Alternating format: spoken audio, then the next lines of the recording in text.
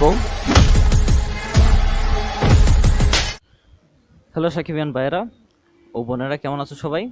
আশা করি ভালো আছো। শাকিব খান ও হিমেল আশরাফ জুটি আবারও আসছে 2026 সালে। তো সেই নিয়ে টুকিটাকি কিছু বলবো, তো পুরো ভিডিও জুড়ে সাথে থাকার অনুরোধ করছি। অনেক দিন ধরে, দীর্ঘদিন ধরে নাটক তারপর সিনেমা নির্মাণ থেকে দীর্ঘদিন ধরে দূরে ছিলেন হিমেল আশরাফ। তিনি যখন ফিরেছেন তখন সব আলো যেন তার দিকে টেনে নিয়েছেন। তার প্রথম সিনেমা ছিল সুলতানা বিবিয়ানা। বাপ্পি চৌধুরী ও সাহারাকে নিয়ে, আঁচল আঁকিকে নিয়ে নির্মাণ করেছিলেন সুলতানা বিবিয়ানা। তারপর আবার কিছুটা বিরতি নিয়েছিলেন, দেন তারপর আবার বানিয়েছিলেন শাকিব খানের সাথে প্রিয়তমা। তার প্রিয়তমা দিয়েই বলা যায় যে ইন্ডাস্ট্রি ঘুরে গিয়েছে, শাকিব খানকেও নতুনভাবে প্রেজেন্ট করেছে। সব কিছু মিলিয়ে মানে একেবারে হ্যাঁ দারুণ কিছু এনে দিয়েছিল এই প্রিয়তমার মাধ্যমে। তাই বলা যায় শাকিব খান এবং হিমেল আশরাফ একটা সফল জুটি।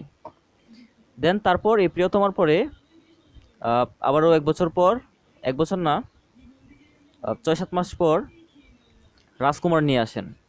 তো প্রিয়তমার মতো কিন্তু রাজকুমারটা এতটা সাড়া ফেলতে পারেনি, তবু রাজকুমারের গল্পটা খুবই ভালো ছিল।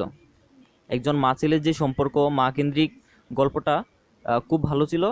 দুটা গল্পই, প্রিয়তমা তারপর রাজকুমার, দুটাই কিন্তু ফ্যামিলি অডিয়েন্স নিয়ে দেখার মতো একটা সিনেমা। তো গল্প দুটোরই ভালো ছিল, রাজকুমারেরও ভালো ছিল, বাট সেটা এতটা সাড়া ফেলতে পারেনি। তার কিছু ভুল ছিল, সে ঠিকঠাকভাবে প্রমোশন করতে পারে নাই। আচ্ছা, যাই হোক। দেন তিনি বলেছিল যে আবার যখন কামব্যাক করবে হিমেল আশরাফ, তখন শাকিব খানকে নিয়েই করবে। তখন খুশির খবর যেটা, সেটা হচ্ছে যে এই হিমেল আশরাফ নতুন একটা গল্প নিয়ে চিন্তা ভাবনা করছেন। চিত্রনাট্যের কাজ অলরেডি শেষ, গল্পের ভাবনাও শেষ। আর গল্পটা যিনি লিখেছেন, তিনি থ্রিলারধর্মী লেখার জন্য কিন্তু সেরা। তার নামটা হচ্ছে মোহাম্মদ নাজিমুদ্দিন। তিনি থ্রিলার লেখার জন্য একেবারে সেরা একজন লেখক। এই নাজিমুদ্দিনের গল্পে লেখা নতুন সিনেমা নিয়ে হিমেল আশরাফ হাজির হতেন, যেখানে নায়ক হিসেবে থাকবেন আমাদের মেগাস্টার শাকিব খান। তো এই সিনেমাটি 2026 সালে মুক্তি পাবে, প্রেক্ষাগৃহে মুক্তি পাবে। তো এই সিনেমাটি থ্রিলারধর্মী হবে, তারপর জানিয়েছেন যে অ্যাকশন ড্রামা এসব টাইপের হবে। আর শাকিব খান বর্তমানে বিজি হচ্ছে বরবাদ সিনেমা নিয়ে, মেহেদী হাসান হৃদয় পরিচালিত বরবাদ সিনেমা নিয়ে। এই সিনেমার শুটিং শেষ করে দেন তারপর রায়হান রাফির আরেকটা প্রজেক্ট আছে, সেটা নিয়ে আমি ভিডিও বানাবো। তো সেই সিনেমা শুটিং করবেন। দেন আরেকজন পরিচালকের সাথে তার কাজ করার কথা আছে। অর্থাৎ এই 2024 সাল তো শেষেই, 2025 সাল পুরোটা চলে যাবে বরবাদ সিনেমার শুটিং। তারপর আরেকটা রায়হান রাফির সাথে আরেকটা প্রজেক্ট আছে, সেটা করবে। দেন আরও 2 পরিচালকের সাথে কাজ করবে। অর্থাৎ 2025 সালটা এমনি চলে যাবে। তারপর 2026 সালে তুফান 2 আসবে, কিন্তু কুরবানি ঈদে। এমন কথা হচ্ছে, যেহেতু হিমেল আশরাফ বলেছে 2026 সালে আসবে, সেহেতু কিন্তু রোজার ঈদে আসার সম্ভাবনা রয়েছে। তার মানে 2026 সালের শুরুতেই শুটিং শুরু হতে পারে, আর সিনেমাটা রোজার ঈদে মেবি আসতে পারে। কারণ কুরবানি ঈদে তো তুফান 2 আসবে, রোজার ঈদেই আসতে পারে মেবি।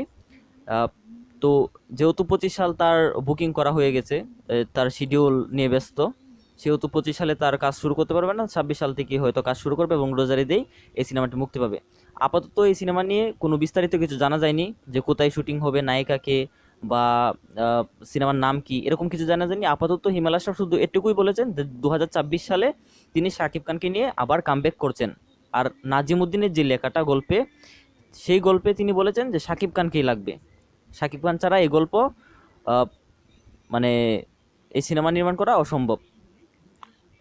আর তিনি এটাও বলেছেন যে আপাতত তিনি শাকিব খান ছাড়া অন্য কোনো নায়ককে নিয়ে ভাববেন না, আর এই সিদ্ধান্তে তিনি এখনও অনড়। তিনি যেগুলো করবেন সেগুলো শাকিব খানকে নিয়েই এগোনোর চেষ্টা করবেন। তো বন্ধুরা, দীর্ঘদিন পর প্রিয়তমা তো আমরা সুপার ডুপার হিট পেয়েছি।